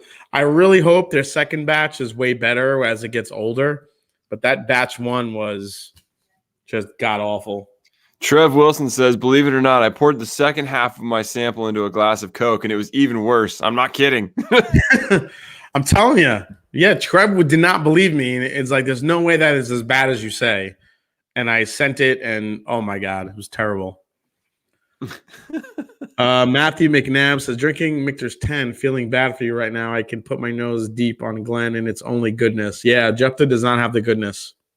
Oh, Victoria. If I enjoy Gentleman Jack ice cold and on ice, is this cheating a good whiskey? Crazy, but not too crazy. No, man, not at all. Whiskey is meant to be enjoyed exactly the way you want it. If you need ice, if you need water, if you need Coke, whatever it is, drink it the way you like it. Drink it the way you want it, man. It is. I do not judge. Oh, Victoria got you too. Victoria, what the hell? I thought we were friends after we met in Austin, and now you're going to make me drink this shit? Jesus. She's just trying to help you get rid of it. I guess so. What better to wash it down with than William Larue Weller? Oh, my God. Oh, my God. It's my grandma's boot. Why does it taste like dust? Oh, why is this so amusing to watch you drink? Hey man, I'm just helping you out, buddy. Oh, I appreciate it. I'll have to repay the favor one of these days. All right, so you ready to figure out what the last whiskey is? Yeah, I got nothing on this. I mean, other than the fact that it is, as we've been talking, I've been sipping on it, and it has changed. Like every couple of sips, I'm tasting something different. Yep. The proof is just, I mean, it's up there. It's 120 plus. After 120, I can never tell the difference. It's just smoking hot. I've gotten so many different flavor characters. It's gone from smelling like it has some kind of rum character to smelling very charry and almost smoky to smelling like a bourbon to smelling Right now, it's flipped more back into like a bourbon nose, where it's like got these sweet fruity notes. Dude, everything you're saying, out of all the whiskeys that you've tasted, this is your most on point one. So I think as you drink more, you get more precise. Maybe that's the case. Maybe I just need to get drunk every time I do reviews. All right, so let me guess what it is. All right, go ahead. I'm gonna guess. I have no clue. It's I mean that there was a point where the rum really popped on it, and whether the rum has anything to do with it, I have no clue. But the rum super popped on it at one point, and it doesn't right now. But I'm trying to think of something that might have rum in it. I mean, the only rum finished thing I can think of is like Foregate, but I don't know. What is it? Yeah, it's Foregate. Oh, have you had this yet? So when we did one of the Another Round live streams, when I was in New Orleans, I was at Bobby's house, and Bobby, of course, had a sample of it. The freaking guy. Of course, Bobby has samples of everything. Bobby gets a sample of everything, and so I tasted like the tiniest sample of it, and I'd already had a ton of different things to drink, so my palate was a wreck. But I did get to taste it, and it was fantastic, and it's still tasting fantastic. Although I don't remember it being quite this hot. But at that point in time, I had drank so many different whiskeys, I'm sure I couldn't tell. But yeah, so this is Foregate whiskey, guys. So this is the batch one that they released. It's 123.4 proof. So you were spot on the fruity notes because it's finished in sherry/rum casks. So it was sherry casks that held rum for I think a year, and then they dumped it, and then Foregate finished the bourbon in those casks. So it has a sherry finish, which is where you get all the fruit, and then it has the rum cask where you get all that sweet sugar. It's one of the most complex bourbons I've had, and I absolutely love it. It's fantastic, and like I said, it seems to change every few minutes. Like I said, there was a point where I was really tasting the rum. I mean, like it was undeniably, like I almost would have said it was a rum, like a barrel proof, like a what do you call it? The hell's that distillery that does all the barrel proof shit? It's good. Why am I barrel? No, not whiskey, but rum. Foursquare. Foursquare. Like it almost tasted like a Foursquare rum, just not quite as rum bold. But but that went away, and now like I can't even taste the rum now. So it's like it's very changing and complex, and that's awesome. Like that is what I love like the thing I love most in any whiskey is complexity. And when that thing can take you on a journey through the whiskey, and like every sip is just a little bit different, that's what's the most awesome to me. Yeah, I would agree. I love when whiskeys can. The most impressive feature for me for whiskey is the finish. I love when a finish can just make me want to just kind of sit on the whiskey and the sip, and I could kind of enjoy it before I go back for another sip.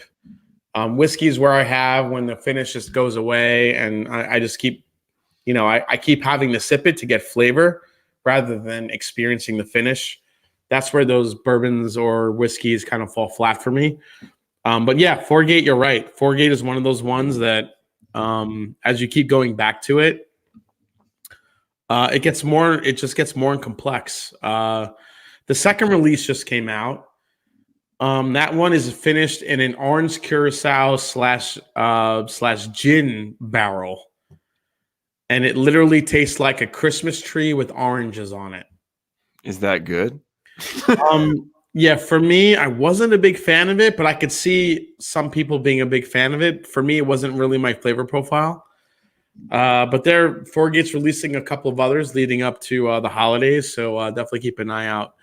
It's a little bit pricey. The Foregate stuff usually prices about $200. But I think they are picking some good barrels and doing some interesting stuff with it, but the price is definitely high on this stuff. Joseph Zeidner says, wow, picking out Foregate of all possibilities, impressive. I wouldn't call it necessarily super impressive. Jason did give me a hint up front about it being like my first whiskey. So, and what really set it off for me is I did get this huge pop of rum at one point. Yeah. And I've watched Jason's videos. I know what he's reviewed. So I know he's drank that Foregate before. So if I hadn't watched Jason's videos, I never would have picked Foregate. The only reason is I remembered him reviewing it at one point or drinking it at one point. Yeah. So I didn't pull this out of nowhere. I wish I could tell you I was that good and could just guess any whiskey, but that's definitely not the truth. No, man, you definitely have a great palate. I think a lot of the stuff you picked out was spot on, especially actually you did really good with the Heaven Hill and the two Heaven Hill bottles, the Old Fitz 13 and the William Heaven Hill. You nailed the flavor profiles. Absolutely. Yeah, man, it was a good bunch of whiskeys too. I'm glad we did this, man. This was fun. Yeah, this was a lot of fun. Thank you so much. I mean, the William the Weller was insane. That was awesome. And you know what's crazy too is like that one's just so different than you would think it would be. Like you have an idea in your head with like a 16-year-old or like an older bourbon like that would taste like, and it is totally not that. Yep. Oh, Eric hit you too. I think I don't know if he's trying to get you to send him some Jeptha or if he wants to see you drink another rip of it, but he threw $2 in there. He threw $2. Eric, wait. He says send some Jeptha and I'll do a comparison with Glyph. I think Glyph is his arch nemesis, right? Yeah, Eric. If you want some Jeptha, I will send you some Jeptha. Don't, Eric, be careful what you wish for. That bottle might be in the mail. Yeah, I'll put that shit in the mail tomorrow. It's gone. Well, anyways, guys, let's see. We've been running. Good God, we've almost been on here for 2 hours. So probably time to wrap this up. It is almost what time is it over there? It's almost 11 o'clock for you. So anyways, guys, I'm glad you could join us for this. This was a ton of fun. I'm glad we could drink so many good whiskeys. Thank you, Jason, for sending what you sent. I mean, this was awesome stuff, man. I really appreciate it. Glad you could make it on. Bunch of fun, and we need to do this again sometime. Yeah, absolutely. Thank you for having me on. This was a long time coming, obviously, but thank you for sharing some glorious whiskeys tonight. And had a lot of fun, man. Of course, brother. Glad to do it. We'll do this again sometime in the future. And guys, until next time, thanks for joining us, and we'll catch you on the next one. Cheers. Cheers, guys. Okay.